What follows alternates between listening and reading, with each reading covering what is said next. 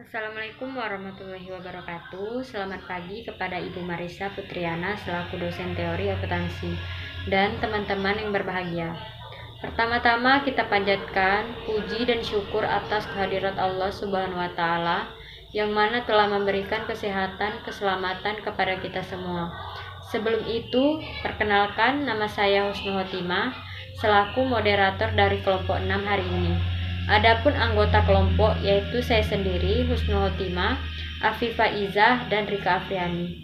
Konsep yang akan kita bahas kali ini yaitu akuntansi dalam Islam, sosial ekonomi, dan pengawasan akuntansi. Baiklah, kita simak penjelasan oleh saya sendiri. Yaitu yang pertama, kata akuntansi berasal dari bahasa Inggris to account yang berarti memperhitungkan atau mempertanggungjawabkan, dan kata accounting yang berarti hal-hal yang bersangkutan dengan sesuatu yang dikerjakan oleh akuntan. Definisi akuntansi berikut ini sebagaimana dimuat di dalam Statement of Accounting mengatakan bahwa akuntansi adalah kegiatan pengadaan jasa yang berfungsi sebagai penyedia informasi tentang unit-unit usaha ekonomi, terutama yang bersifat keuangan, untuk selanjutnya sebagai acuan pengambilan keputusan. Jadi, dari pengertian akuntansi tersebut sebagai untuk mencapai tujuan, yaitu menyediakan informasi keuangan badan usaha yang bermanfaat untuk pengambilan keputusan. Lalu, akuntansi dalam pandangan Islam. Mungkin belum banyak orang yang mengetahui bahwa akuntansi yang merupakan cabang ilmu ekonomi yang saat ini sangat pesat perkembangannya di semua sektor baik swasta maupun publik. Ternyata konsep dasarnya telah diperkenalkan oleh Al-Quran jauh sebelum Lucius Pacioli yang dikenal dengan Bapak Akuntansi memperkenalkan konsep akuntansi double entry book keeping dalam salah satu buku yang ditulisnya pada tahun 1494. Hal ini dapat dilihat berdasarkan surat Al-Baqarah ayat 282 di atas. Allah secara garis besar telah menggariskan konsep akuntansi yang menekankan pada akuntabilitas. Tujuan perintah dalam ayat tersebut jelas sekali untuk menjaga keadilan dan kebenaran, yang menekankan adanya pertanggungjawaban, dan dengan kata lain, Islam menganggap bahwa transaksi ekonomi memiliki nilai urgensi yang sangat tinggi, sehingga adanya pencatatan dapat dijadikan sebagai alat bukti.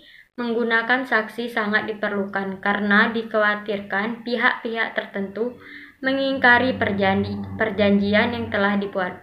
Untuk itulah pembukuan yang disertai penjelasan dan persaksian terhadap semua aktivitas ekonomi keuangan harus berdasarkan surat-surat bukti berupa faktur, nota, bon kwitansi, atau akta notaris untuk menghindari perselisihan antara kedua belah pihak. Baiklah, materi selanjutnya akan dibahas oleh Afifah Izah. Terima kasih. Sosial ekonomi. Sosial ekonomi adalah kedudukan atau posisi seseorang dalam kelompok masyarakat yang ditentukan oleh jenis aktivitas ekonomi, pendidikan, serta pendapatan. Dalam pembahasannya, sosial dan ekonomi sering menjadi objek pembahasan yang berbeda. Dalam konsep sosiologi, manusia sering disebut dengan makhluk sosial, yang artinya manusia tidak dapat hidup wajar tanpa adanya bantuan dari orang lain, sehingga arti sosial sering diartikan sebagai hal yang berkenaan dengan masyarakat. Ekonomi berasal dari bahasa Yunani, yaitu oikos yang berarti keluarga atau rumah tangga, dan nomos yang berarti peraturan. Faktor yang menentukan sosial ekonomi masyarakat. Ada beberapa faktor yang dapat menentukan tinggi rendahnya keadaan sosial ekonomi seseorang dalam masyarakat, yaitu 1. Tingkat pendidikan, 2. Jenis pekerjaan, 3. Tingkat pendapatan, 4. Keadaan rumah tangga, 5. Tempat tinggal, 6. Kepemilikan kekayaan, 7. Jabatan dalam organisasi, 8. Aktivitas ekonomi.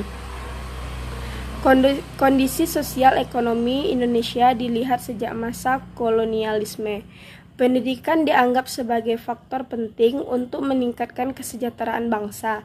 Masyarakat Indonesia yang biasa dikenal dengan penduduk pribumi, maka pada masa kolonial mendapat kesempatan untuk menyekolahkan anak-anaknya, meskipun masih banyak keterbatasan karena adanya perbedaan perlakuan dalam masyarakat. Adanya perbedaan jenjang pendidikan pada masa kolonial pada umumnya membuat peluang masyarakat untuk memperoleh pekerjaan lebih sedikit, sehingga berdampak pada pendapatan yang mempengaruhi kesejahteraan. Pengawasan akuntansi. Pengertian pengawasan akuntansi dalam setiap organisasi baik publik maupun swasta memiliki tujuan yang hendak dicapai. Untuk mencapai tujuan organisasi tersebut, diperlukan strategi yang dijabarkan dalam bentuk program atau aktivitas. Sejalan dengan pelimpahan wewenang dan tanggung jawab, maka diperlukan sesuatu atau pengendalian untuk mengontrol dan mengendalikan jika terjadi penyimpangan. Pemerintah harus melakukan pengawasan keuangan secara efektif dan efisien agar tujuan pemerintah dapat dicapai. Pengawasan akuntansi meliputi rencana organisasi dan prosedur-prosedur serta catatan-catatan yang berhubungan dengan penggunaan harta kekayaan perusahaan dan dari catatan-catatan keuangan yang dapat dipercaya. Oleh karena itu, disusun sedemikian rupa untuk meyakinkan bahwa transaksi-transaksi dilaksanakan sesuai dengan persetujuan atau wewenang pimpinan, baik yang bersifat umum maupun khusus. Transaksi-transaksi dicatat sedemikian rupa sehingga memungkinkan ikhtisar keuangan yang sesuai dengan prinsip-prinsip akuntansi atau kriteria lain sesuai dengan tujuan ikhtisar tersebut dan menekankan pertanggungjawaban atas harta kekayaan perusahaan instansi. Penguasaan atas harta perusahaan instansi diberikan hanya dengan persetujuan atau wewenang pimpinan. Jumlah aktiva harta kekayaan perusahaan instansi seperti yang tercantum dalam catatan perusahaan dicocokkan dengan aktiva harta yang ada pada waktu yang tepat, dengan tindakan yang sewajarnya diambil jika terjadi perbedaan. Baiklah, itu saja penyampaian dari kelompok 6. Untuk lebih jelasnya, kalian bisa lihat makalah yang sudah di-share di grup. Dan mohon maaf atas segala kesalahan atas materi dari kami. Kami akhiri. Wassalamualaikum warahmatullahi wabarakatuh.